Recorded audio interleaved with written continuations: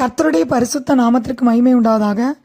இன்றைய வேத வசனம் ஆதியாகமம் 17:1.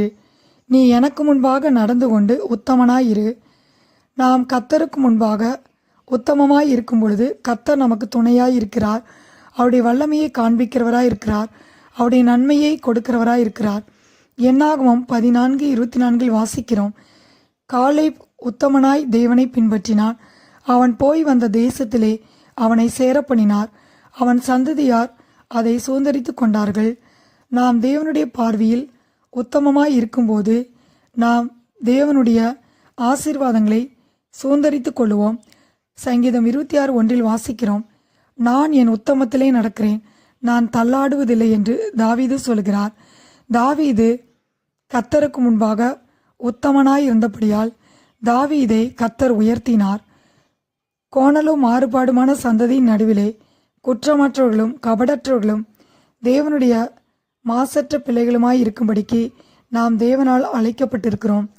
பவுல் சொல்லும்போது நான் என்னிடத்தில் யாதொரு குற்றத்தையும் அறியேன் என்று பவுல் சொல்லுகிறதை பார்க்கிறோம். பவுல் தேவனுடைய பார்வையிலே உத்தமமாய் இருந்தார். பவுலை கர்த்தர் வல்லமையினாலே நிரப்பியிருந்தார்.